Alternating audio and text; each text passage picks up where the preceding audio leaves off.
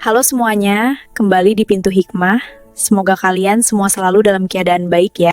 Buat kalian yang baru mampir, jangan lupa subscribe dan like kalau kamu suka konten Pintu Hikmah.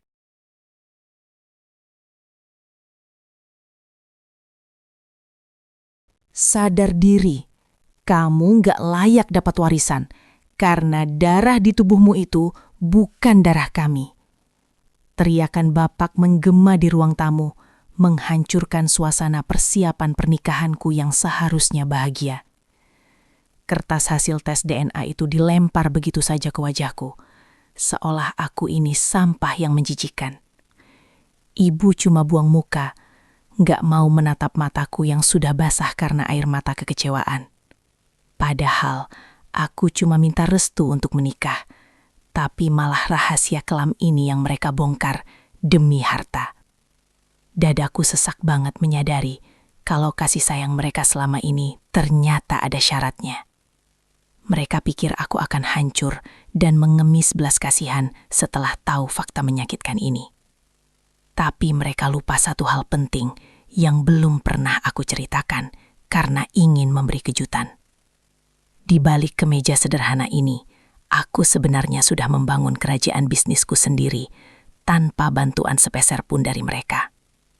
Hari ini mereka membuangku, tapi besok mereka yang akan menyesal seumur hidup karena kehilangan satu-satunya anak yang tulus merawat mereka. Rasanya baru kemarin aku melamar Dinda di depan bapak sama ibu dengan tangan gemetar. Tapi sekarang ruang tamu rumah kami sudah penuh sesak sama tumpukan kotak souvenir dan undangan yang belum disebar. H14 menuju akad nikah. Harusnya jadi momen paling bahagia buat cowok umur 28 tahun kayak aku kan? Wajahku yang biasanya segar dan kata orang mirip aktor Korea versi lokal ini, sekarang kelihatan agak lelah di pantulan cermin lemari bufet. Aku baru saja pulang meeting sama klien besar. Masih pakai kemeja putih dan blazer kasual favoritku. Tapi begitu masuk rumah, atmosfernya beda banget. Gak ada aroma masakan ibu yang biasanya menyambutku. Cuma ada keheningan yang bikin bulu kuduk merinding. Padahal kipas angin di ruang tengah muter kencang banget. Jujur saja, ada satu rahasia besar yang belum sempat aku ceritakan detailnya ke bapak sama ibu. Bukan karena mau bohong, tapi karena aku pengen kasih kejutan pas resepsi nanti. Di balik penampilanku yang sederhana dan masih tinggal numpang di rumah orang tua ini, sebenarnya bisnis startup digital yang aku rintis 2 tahun lalu lagi panen besar. Notifikasi M-Banking di HP-ku sering bunyi ting-tung tengah malam. Kasih kabar kalau invoice klien cair dengan nominal yang kalau dilihat tetangga bisa bikin geger satu RT. Aku sengaja nggak pamer. Aku cuma pengen bapak sama ibu ngerasa bangga nanti pas aku belikan mereka rumah pensiunan pakai uang keringatku sendiri. Tanpa mereka perlu kuar-kuar ke saudara kalau anaknya banyak duit. Tapi anehnya, respons bapak sama ibu selama persiapan nikah ini malah bikin dadaku sesak. Mereka kayak nggak antusias sama sekali. Malah lebih sering ngeluh soal biaya catering yang katanya kurang mewah. Padahal, detik itu juga aku langsung transfer lunas ke vendor catering pilihan mereka tanpa nawar. Bukti transfernya pun langsung aku kirim ke grup WhatsApp keluarga biar mereka tenang. Harapanku cuma satu, lihat senyum bangga di wajah keriput mereka. Tapi yang aku dapat malah helaan napas panjang dari bapak. Seolah beban hidupnya berat banget punya anak kayak aku. Kamu yakin uangmu cukup? Jangan sampai bikin malu keluarga gara-gara utang, kata bapak waktu itu. Nadanya dingin banget, menusuk sampai ke ulu hati. Puncak keanehan ini bermula waktu bapak maksa aku buat ambil tes kesehatan pranikah yang super lengkap, jauh lebih detail dari persyaratan KUA pada umumnya. Awalnya aku mikir itu bentuk perhatian orang tua. Mungkin mereka takut aku atau Dinda punya penyakit turunan yang berbahaya. Jadi aku nurut saja, diseret ke lab buat diambil sampel darah sampai tes DNA segala. Ini demi masa depan cucu bapak nanti, biar bibit bebet bobotnya jelas. Alasan bapak waktu itu terdengar masuk akal di telingaku yang terlalu positive thinking. Aku nggak sadar kalau itu adalah jebakan pertama yang mereka siapkan buat menghancurkan mentalku pelan-pelan sebelum hari H. Beberapa hari setelah tes itu, Sikap ibu berubah drastis. Beliau yang biasanya cerewet, nanyain aku mau makan apa, tiba-tiba jadi pendiam dan sering buang muka kalau papasan sama aku di dapur. Pernah suatu malam, aku bangun mau ambil minum. Aku dengar suara ibu lagi nangis sesenggukan di kamar, sambil ngobrol sama bapak dengan nada berbisik, tapi intens banget. Kita harus kasih tahu dia sekarang, Pak, sebelum semuanya terlambat. Aku nggak mau harta warisan kakak jatuh ke tangan orang asing. Sayup-sayup aku dengar suara ibu, tapi waktu aku ketuk pintu, mereka langsung diam 1000 bahasa. Hatiku mulai nggak enak. Orang asing siapa yang mereka maksud? Apa ada saudara jauh yang mau ngerusuh? Kecurigaan makin numpuk pas Dinda, calon istriku, telepon sambil nangis gara-gara sikap ibu yang jutek banget pas fitting baju pengantin kemarin lusa. Katanya, ibu sempat nyeletuk kalau Dinda beruntung banget bisa dapat tumpangan hidup enak. Padahal Dinda sendiri wanita karir yang mandiri. Aku cuma bisa minta maaf ke Dinda dan janji bakal ngomong baik-baik sama orang tua. Walau dalam hati aku sendiri bingung, kenapa orang tuaku jadi setoksik ini jelang hari bahagiaku. Rasanya kayak ada tembok kaca tebal yang misahin aku sama mereka. Aku bisa lihat mereka ada di sana, tapi aku nggak bisa sentuh hati mereka sama sekali. Sore ini, sepulang kerja, aku lihat bapak duduk di kursi kayu ruang tamu sambil ngerokok. Asapnya ngebul menuhin ruangan yang jendelanya tertutup rapat. Di meja ada satu amplop coklat besar berlogo rumah sakit tempat aku tes kemarin. Dan bapak natap amplop itu kayak natap musuh bebuyutan. Aku taruh tas kerjaku pelan-pelan. Coba senyum ramah walau lututku agak lemes lihat ekspresi bapak yang gelap banget. Beda dari biasanya. Baru pulang, Pak. Hasil tesnya udah keluar ya? Aman kan? Tanyaku basa-basi sambil coba duduk di sofa seberangnya, berharap dapat kabar baik. Bapak nggak langsung jawab. Dia matikan rokoknya di asbak dengan tekanan yang keras banget, sampai puntungnya hancur. Bikin aku nelen ludah karena kaget. Tatapannya tajam, nyiser penampilanku dari ujung rambut sampai ujung kaki. Seolah lagi nyari cacat yang selama ini tersembunyi. Duduk yang benar, kita perlu bicara serius soal pernikahan kamu. Suara bapak berat dan serak. Nggak ada nada kasih sayang seorang ayah di sana. Jantungku mulai deg-degan gak karuan.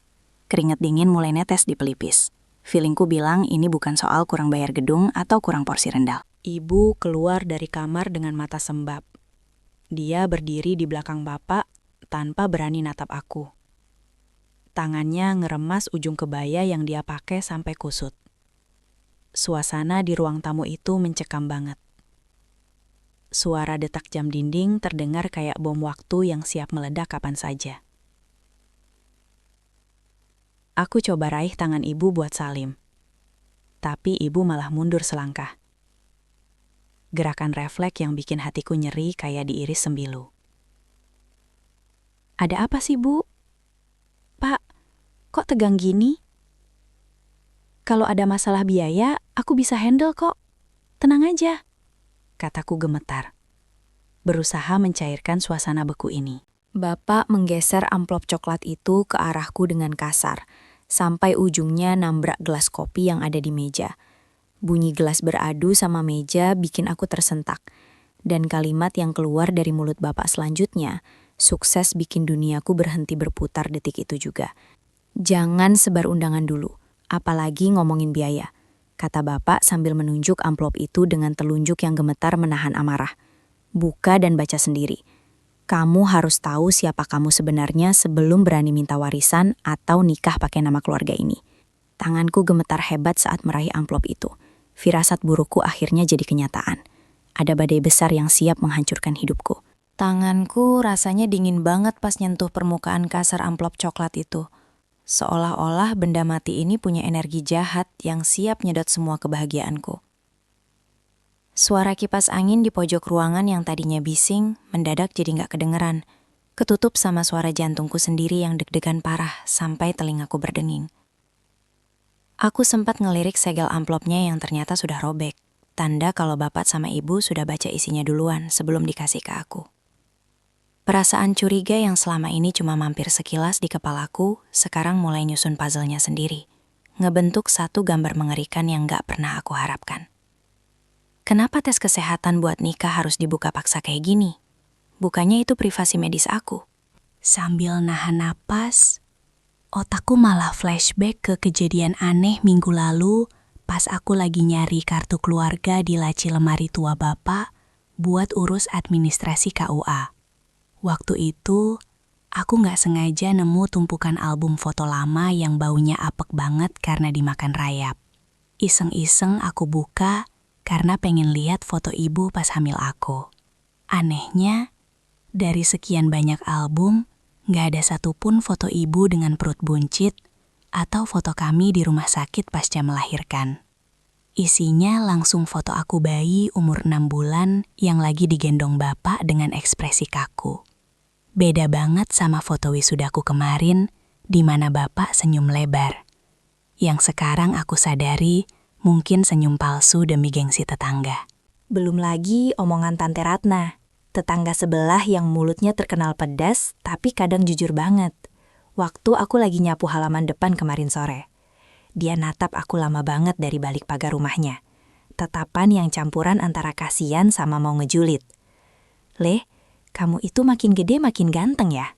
Kulitmu bersih, beda banget sama bapak ibumu yang kulitnya sawo matang gelap," katanya sambil ketawa kecil yang bikin aku risih. Waktu itu aku cuma anggap angin lalu, mikir mungkin gen resesif atau karena perawatan skincareku yang rutin. Tapi sekarang omongan itu terngiang lagi, kayak rekaman rusak di kepalaku. Aku tarik napas panjang, mencoba ngusir pikiran negatif itu. Lalu perlahan narik keluar lembaran kertas HVS dari dalam amplop. Kertas itu lecek di bagian ujungnya, kayak habis diremas orang yang lagi emosi tinggi. Mataku langsung tertuju ke kop surat laboratorium ternama di Jakarta, tempat bapak maksa aku tes kemarin. Awalnya aku baca hasil cek darah biasa, kolesterol aman, gula darah normal, semuanya bagus, sesuai gaya hidup sehatku. Tapi lembar terakhir, lembar yang tintanya dicetak tebal warna merah, bikin mataku melotot sampai rasanya mau copot. Tulisan paternity DNA test terpampang jelas di sana, lengkap dengan persentase probabilitas 0%. Duniaku rasanya runtuh detik itu juga. Lantai keramik dingin yang aku pijak rasanya bergoyang kayak lagi gempa bumi skala besar. 0%. Gumamku pelan. Suaraku serak kayak orang habis teriak seharian. Aku angkat kepalaku. Natap bapak yang masih duduk dengan pose angkuh sambil nyilangin kaki.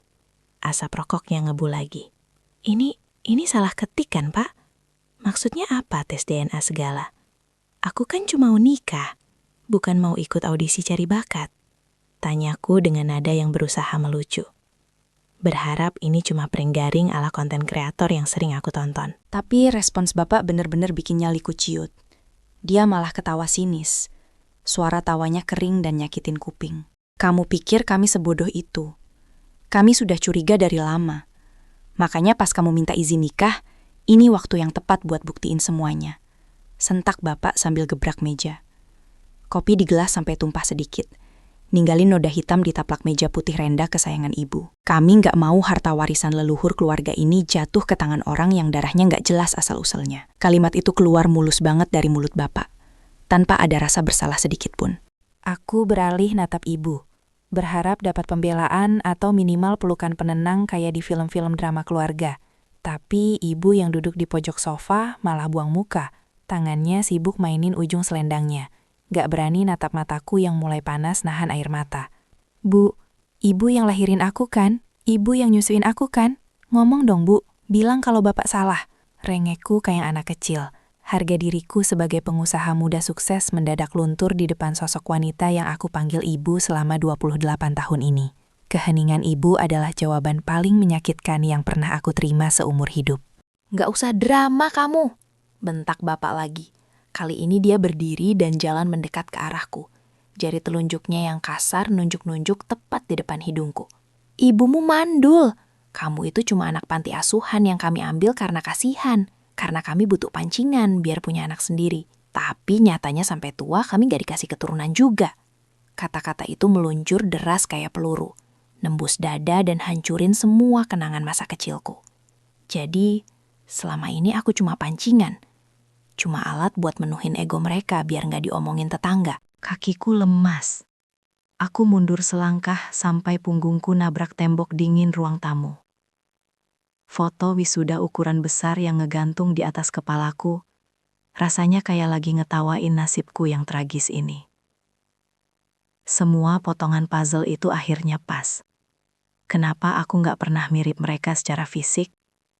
Kenapa aku dituntut kerja keras sebagai kuda sejak SMA buat biayain sekolah sendiri? Kenapa kasih sayang mereka rasanya transaksional banget? Ternyata, karena di nadi kiriku dan nadi kanan bapak, nggak ada aliran darah yang sama. Aku cuma orang asing yang kebetulan numpang tumbuh besar di rumah ini. Air mataku akhirnya tumpah juga. Bukan karena sedih, bukan anak kandung. Tapi karena cara mereka nyampein fakta ini jahat banget. Tepat di saat aku mau ngebangun keluarga baru sama Dinda, mereka milih buat ngehancurin fondasi hidupku. Jadi, karena aku bukan anak kandung, aku nggak dianggap anak lagi. Tanyaku lirih. Suaraku getar parah. Bapak mendengus jijik, ngambil kertas hasil tes DNA itu dari tanganku dengan kasar. Darah lebih kental daripada air. Kamu bukan siapa-siapa, jadi sadar diri. Jangan harap sepeser pun warisan tanah atau rumah ini jatuh ke kamu. Tanganku rasanya dingin banget pas nyentuh permukaan kasar amplop coklat itu. Seolah-olah benda mati ini punya energi jahat yang siap nyedot semua kebahagiaanku. Suara kipas angin di pojok ruangan yang tadinya bising, mendadak jadi nggak kedengaran. Ketutup sama suara jantungku sendiri yang deg-degan parah sampai telingaku berdenging. Aku sempat ngelirik segel amplopnya yang ternyata sudah robek. Tanda kalau bapak sama ibu sudah baca isinya duluan sebelum dikasih ke aku. Perasaan curiga yang selama ini cuma mampir sekilas di kepalaku, sekarang mulai nyusun puzzle-nya sendiri. Ngebentuk satu gambar mengerikan yang gak pernah aku harapkan. Sambil nahan napas, otakku malah flashback ke kejadian aneh minggu lalu pas aku lagi nyari kartu keluarga di laci lemari tua bapak buat urus administrasi KUA. Waktu itu aku nggak sengaja nemu tumpukan album foto lama yang baunya apek banget. Iseng-iseng aku buka, karena pengen lihat foto ibu pas hamil aku. Anehnya dari sekian banyak album, nggak ada satupun foto ibu dengan perut buncit atau foto kami di rumah sakit pasca melahirkan. Isinya langsung foto aku bayi umur 6 bulan yang lagi digendong bapak dengan ekspresi kaku. Beda banget sama foto wisudaku kemarin, di mana bapak senyum lebar demi gengsi tetangga. Belum lagi omongan Tante Ratna, tetangga sebelah yang mulutnya terkenal pedas, tapi kadang jujur banget waktu aku lagi nyapu halaman depan kemarin sore. Dia natap aku lama banget dari balik pagar rumahnya. Tatapan yang campuran antara kasihan sama mau ngejulit. Le, kamu itu makin gede makin ganteng ya. Kulitmu bersih, beda banget sama bapak ibumu yang kulitnya sawo mateng galap. Katanya sambil ketawa kecil yang bikin aku risih. Waktu itu aku cuma anggap angin lalu, mikir mungkin gen resesif atau karena perawatan skincareku yang rutin. Tapi sekarang, omongan itu terngiang lagi, kayak rekaman rusak. Aku tarik napas panjang, mencoba ngusir pikiran negatif itu. Lalu perlahan narik keluar lembaran kertas HVS dari dalam amplop dengan jari gemetar. Kertas itu lecek di bagian ujungnya, kayak habis diremas orang yang lagi emosi tinggi. Mataku langsung tertuju ke kop surat laboratorium ternama, dan lembar terakhir yang tintanya dicetak tebal warna merah, bikin mataku melotot sampai rasanya mau copot. Tulisan paternity DNA test terpampang jelas di sana, lengkap dengan angka probabilitas 0%, yang menghantam ulu hatiku lebih keras dari pukulan fisik manapun. Duniaku rasanya runtuh detik itu juga. Lantai keramik dingin yang aku pijak rasanya bergoyang kayak lagi gempa bumi skala besar. 0%. Gumamku pelan. Suaraku serak kayak orang habis teriak seharian. Aku angkat kepalaku natap bapak yang masih duduk angkuh. Ini salah ketikan, Pak. Maksudnya apa tes DNA segala? Aku kan cuma mau nikah, bukan mau ikut audisi cari bakat. Tanyaku dengan nada yang berusaha melucu. Berharap ini cuma prank garing ala konten kreator yang sering aku tonton. Tapi wajah bapak datar, tanpa ekspresi. Respon bapak benar-benar bikin nyaliku ciut. Dia malah ketawa sinis. Suara tawanya kering dan nyakitin kuping. Kamu pikir kami sebodoh itu? Kami sudah curiga dari lama. Makanya pas kamu minta izin nikah, ini waktu yang tepat buat buktiin semuanya. Sentak bapak sambil gebrak meja, sampai kopi di gelas tumpah sedikit. Kami nggak mau harta warisan leluhur keluarga ini jatuh ke tangan orang yang darahnya nggak jelas asal-usulnya. Kalimat itu keluar mulus banget dari mulut bapak, tanpa ada rasa bersalah sedikit pun, seolah aku ini hama yang harus dibasmi. Aku beralih natap ibu, berharap dapat pembelaan atau minimal pelukan penenang kayak di film-film drama keluarga. Tapi ibu yang duduk di pojok sofa malah buang muka. Tangannya sibuk mainin ujung selendangnya. Gak berani natap mataku yang mulai panas nahan air mata. Dan keheningan ibu adalah jawaban paling menyakitkan. Bu, ibu yang lahirin aku kan? Ngomong dong, Bu. Bilang kalau bapak salah. Rengekku kayak anak kecil. Harga diriku sebagai pengusaha muda sukses mendadak luntur di depan sosok wanita yang aku panggil ibu selama 28 tahun ini. Gak usah drama kamu, bentak Babok lagi. Kali ini dia berdiri dan jalan mendekat ke arahku. Jari telunjuknya yang kasar nunjuk-nunjuk tepat di depan hidungku. Ibumu mandul. Kamu itu cuma anak panti asuhan yang kami ambil karena kasihan. Karena kami butuh pancingan biar punya anak sendiri. Tapi nyatanya sampai tua kami nggak dikasih keturunan juga. Kata-kata itu meluncur deras kayak peluru. Nembus dada dan hancurin semua kenangan masa kecilku. Jadi selama ini aku cuma alat buat menuhin ego mereka biar nggak diomongin tetangga. Kakiku lemas seketika. Aku mundur selangkah, sampai punggungku nabrak tembok dingin ruang tamu. Foto wisuda ukuran besar yang ngegantung di atas kepalaku, rasanya kayak lagi ngetawain nasibku. Semua potongan puzzle itu akhirnya pas. Kenapa aku dituntut kerja keras bagai kuda sejak SMA, buat biayain sekolah sendiri? Kenapa kasih sayang mereka rasanya transaksional banget? Ternyata karena di nadi kiriku dan nadi kanan bapak, gak ada aliran darah yang sama. Aku cuma orang asing yang kebetulan numpang tumbuh besar di rumah ini. Air mataku akhirnya tumpah juga. Bukan karena sedih, bukan anak kandung. Tapi karena cara mereka nyampain fakta ini jahat banget. Tepat di saat aku mau ngebangun keluarga baru. Jadi, karena aku bukan anak kandung, aku nggak dianggap anak lagi. Tanyaku lirih. Suaraku getar parah menahan isak tangis. Bapak mendengus jijik. Ngambil kertas hasil tes DNA itu dari tanganku dengan kasar. Darah lebih kental daripada air. Kamu bukan siapa-siapa. Jadi sadar diri. Jangan harap sepeser pun warisan tanah atau rumah ini jatuh ke kamu. Aku mengusap air mataku dengan kasar pakai punggung tangan. Rasanya perih, tapi itu ngebantu aku buat sadar sepenuhnya dari drama murah ini. Berhenti jadi anak manja yang haus kasih sayang. Aku menegakkan punggungku. Postur tubuhku berubah drastis. Dari yang tadinya membungkuk sedih, jadi tegap penuh wibawa. Selayaknya saat aku lagi mimpin rapat direksi. Aura CEO, yang selama ini aku sembunyiin di balik topeng anak penurut, pelan-pelan keluar menguasai ruangan. Bapak sama ibu kelihatan agak kaget lihat perubahan tatapanku yang gak lagi sendu, tapi berubah jadi tajam dan dingin. Lebih dingin dari AC kantor pusat. Oke, kalau itu mau bapak sama ibu. Suaraku tenang, tapi menekan. Gak ada lagi nada gemetar kayak tadi. Kalian bilang hubungan kita cuma sebatas untung rugi? Kalian hitung biaya susu dan sekolahku sebagai utang? Fine. Aku bayar lunas malam ini juga. Aku merogoh saku celana bahan mahalku, ngeluarin HP keluaran terbaru yang selama ini cuma aku silent, biar nggak ganggu waktu bareng keluarga. Jari-jariku lincah membuka aplikasi M-Banking, siap melakukan transaksi yang bakal bikin mata mereka terbelalak. Bapak mendengus remeh. Dia nyender di tembok sambil lipat tangan di dada. Wajahnya masih ngeremehin banget. Halah, mau bayar pakai apa? Daun. Paling juga kamu mau ngutang pinjol kan? Buat gaya-gayaan bayar kami.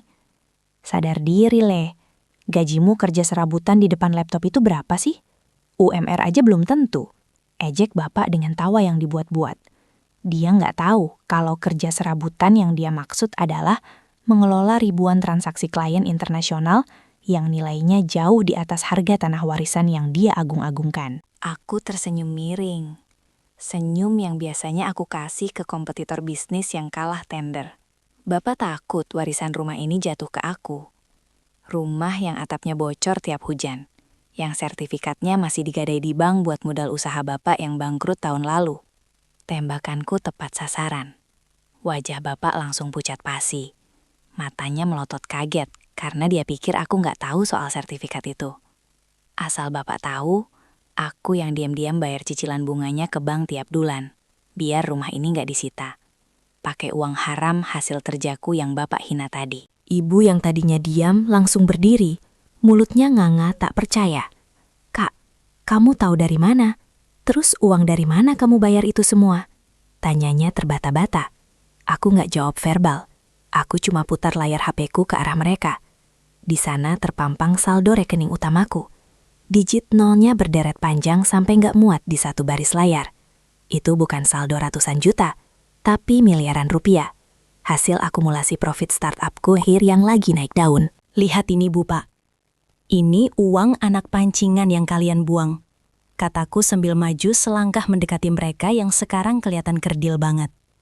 "Aku punya perusahaan sendiri, Pak. Startup yang Bapak bilang main judi online itu, valuasinya sudah tembus puluhan miliar. Aku sengaja nggak bilang karena aku pengen lihat ketulusan kalian. Aku pengen bahagiain kalian tanpa kalian tahu seberapa kaya anaknya. Tapi ternyata, ketulusan itu nggak pernah ada di rumah ini." Suasana hening seketika, lebih hening dari kuburan. Mata bapak bergerak liar dari layar HP ke wajahku, lalu ke pakaianku. Seolah baru sadar, kalau blazer yang aku pakai ini merek desainer asli, bukan barang KW pasar malam. Ini editan kan? Kamu pasti nipu." Bapak masih mencoba menyangkal, tapi suaranya getar ketakutan. Dia sadar kalau dia baru saja nendang satu-satunya tambang emas yang bisa jamin masa tua mereka hidup enak ongkang-ongkang kaki. Aku ketawa kecil, lalu menekan tombol call di HP. Sengaja aku loudspeaker. "Halo Pak Budi, vendor dekorasi?" Sapaku lantang. Suara di seberang menjawab ramah banget. "Siap Mas Bos. Gimana? Konsep pelaminan mewah request bapak ibunya udah fix ya? Tinggal pelunasan termin kedua." Aku natap mata ibu lekat-lekat saat ngomong kalimat selanjutnya. "Batalin semua, Pak. Dana yang saya transfer kemarin, refund ke rekening saya. Resepsi di gedung itu batal. Saya pindah venue private, tanpa tamu keluarga orang tua saya." Bapak langsung lemas, sampai terduduk di lantai. Kakinya kayak nggak ada tulangnya lagi. Ibu mulai nangis meraung-raung. Tapi kali ini bukan tangisan drama, melainkan tangisan penyesalan yang terlambat. "Le, jangan gitu, Le. Ibu hilaf. Kita bisa omongin baik-baik." Ibu mencoba raih tanganku, tapi aku tepis pelan, tapi tegas. "Maaf, Bu. Darah memang lebih kental dari air. Tapi air mata buaya nggak bisa luluhin hati yang sudah dihancurin sampai jadi debu." Aku ambil koperku yang tergeletak di lantai, menarik gagangnya dengan mantap. Suara roda koper yang bergesekan sama lantai keramik jadi musik pengiring kepergianku. Aku jalan ngelewatin mereka tanpa nengok lagi. Di ambang pintu, aku berhenti sebentar. Sertifikat rumah itu, cicilannya masih kurang 5 tahun. Mulai bulan depan, silahkan Bapak bayar sendiri pakai darah daging kebanggaan Bapak. Anak pancingan ini pamit mau nikmatin hidup suksesnya sendiri. Dan dengan itu, aku banting pintu depan rumah. Ninggalin masa laluku yang pahit di belakang punggungku selamanya. 1 tahun sudah berlalu sejak malam jahanam itu. Dan sekarang aku berdiri di balkon apartemen lantai 30. Nyeruput kopi mahal sambil mandang langit Jakarta yang cerah. Di dalam, Dinda lagi sibuk nata bunga di vas. Perutnya yang mulai membuncit hamil 5 bulan bikin aura cantiknya makin keluar. Hidupku berubah 180 derajat. Bukan cuma soal materi, tapi soal ketenangan batin yang gak ternilai harganya. Gak ada lagi sindiran pedas. Gak ada lagi tuntutan transaksional yang membungkus diri atas nama bakti anak. Tuhan Maha Adil. Dia ganti keluarga toksik yang aku tinggalin dengan keluarga mertua yang super hangat dan nerima aku apa adanya tanpa peduli asal-usul genetikku. Pernikahan kami akhirnya digelar sederhana, tapi super intimate di Bali. Cuma dihadiri teman dekat dan keluarga Dinda. Tanpa kehadiran bapak dan ibu, aku pikir aku bakal nangis sedih. Tapi ternyata aku malah ngerasa lega luar biasa. Ayah mertuaku, waktu jabat tanganku pas akad, bisikin kalimat yang bikin aku mewek di pelaminan. Nak, darah itu cuma biologi. Tapi cinta dan tanggung jawab itu yang bikin seorang laki-laki jadi ayah dan anak yang sebenarnya. Detik itu juga, lubang besar di hatiku rasanya langsung ketutup rapat. Sembuh total. Sementara itu, bisnis startupku makin gila-gilaan growth-nya, sampai diliput majalah bisnis ternama sebagai unicorn baru. Ironis banget kan? Anak pancingan yang dulu dihina nggak punya darah daging keluarga terhormat, sekarang malah jadi satu-satunya orang yang wajahnya nampang di sampul majalah bergengsi. Aku dengar dari gosip tetangga lama. Siapa lagi kalau bukan Tante Ratna yang rajin lapor via WhatsApp? Kalau bapak sama ibu sempat pamar majalah itu ke orang-orang. Ngaku-ngaku kalau aku masih sering transfer uang. Padahal, nomor mereka sudah aku blokir permanen sejak kaki kiriku melangkah keluar dari rumah itu. Kabar yang paling bikin miris akhirnya datang bulan lalu. Tante Ratna kirim foto rumah masa kecilku yang pagarnya ditempel stiker besar warna merah tulisan di Sitabang. Ternyata benar dugaanku. Tanpa suntikan dana diam-diam dariku, bapak nggak sanggup bayar cicilan pinjaman yang bunganya mencekik itu. Uang pensiunan bapak yang nggak seberapa, habis cuma buat gaya hidup dan gengsi. Sementara ibu yang sakit-sakitan karena stres mikirin omongan tetangga, butuh biaya berobat yang gak sedikit. Karma itu kerjanya rapi banget. Dia ambil apa yang paling mereka dewakan, harta dan gengsi. Kemarin sore, takdir lucu mempertemukan kami lagi dengan cara yang gak disangka-sangka. Aku lagi jalan keluar dari lobi Hotel Bintang 5, habis meeting sama investor. Mau masuk ke mobil Alphard jemputanku. Di dekat pos satpam, aku lihat keributan kecil. Ada bapak-bapak tua pakai baju batik lusuh lagi adu mulut sama security karena dilarang masuk jualan kerupuk atau proposal sumbangan. Aku nggak yakin. Mataku memicing dan jantungku sempat berhenti sebentar. Pas sadar kalau sosok kurus kering dan dekil itu adalah bapak. Di sebelahnya ada ibu yang duduk di trotoar. Kakinya bengkak, wajahnya kusam penuh flek hitam. Jauh banget dari sosok nyonya besar yang dulu hobi koleksi kebaya. Mereka kelihatan tua banget, kayak menua 10 tahun dalam setahun. Saat bapak nengok dan mata kami bertemu, waktu rasanya berhenti. Mulut bapak terngangah, matanya melotot lihat aku yang setelan jasnya rapi dan wangi. Ada kilat harapan di matanya. Dia mau teriak manggil namaku. Tangannya sudah mau melambai. "Leh, Toleh!" Suaranya serak, terdengar putus asa. Tapi aku nggak bergerak. Aku nggak lari nyamperin buat peluk atau kasih uang segepok kayak di sinetron azab yang tobat di akhir. Tidak. Aku cuma natap mereka dengan tatapan datar. Tanpa benci, tapi juga tanpa rasa kenal. Aku masuk ke dalam mobil, dan kaca jendela mobil yang gelap perlahan naik, menutup pandanganku dari mereka. Aku bisa lihat bapak lemas. Bahunya turun, mungkin sadar kalau mesin ATM yang dulu dia buang sudah benar-benar rusak buat dia. Security akhirnya giring mereka menjauh. Dan mobilku melaju, ninggalin mereka yang makin mengecil di kaca spion. Dinda yang duduk di sebelahku ngeremas tanganku pelan. Dia tahu siapa yang barusan aku lihat. "Kamu gak apa-apa, Yang?" Tanyanya lembut. Aku senyum tipis, geleng kepala. Aku gak apa-apa. Cuma lihat orang asing yang dulu pernah aku kenal. Jawaban itu keluar tulus dari hati. Rasa sakit hati, dendam, amarah, semuanya sudah hilang. Yang tersisa cuma rasa kasihan yang jauh. Kayak kita kasihan lihat berita bencana di TV. Tapi nggak cukup buat bikin kita terjun ke lokasi. Itu adalah hukuman terberat buat orang tua. Dianggap tiada oleh anak yang pernah mereka sia-siakan. Sekarang aku sadar, DNA 0% itu justru adalah anugerah terbesar Tuhan buatku. Kalau saja hasilnya cocok, mungkin aku masih terjebak jadi sapi perah di rumah toksik itu.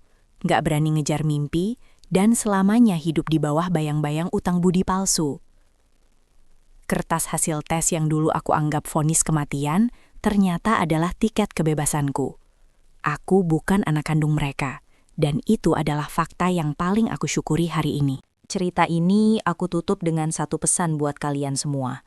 Keluarga itu bukan cuma soal siapa yang darahnya sama, tapi siapa yang menggenggam tanganmu saat kamu jatuh dan gak pernah ngelepasin walau badai datang. Jangan takut memutus rantai racun, meskipun itu datang dari orang yang kamu panggil orang tua. Karena pada akhirnya, kesuksesan dan kebahagiaanmu adalah pembalasan dendam yang paling elegan. Aku si anak pancingan, sekarang sudah jadi raja di lautan hidupku sendiri. Tamat.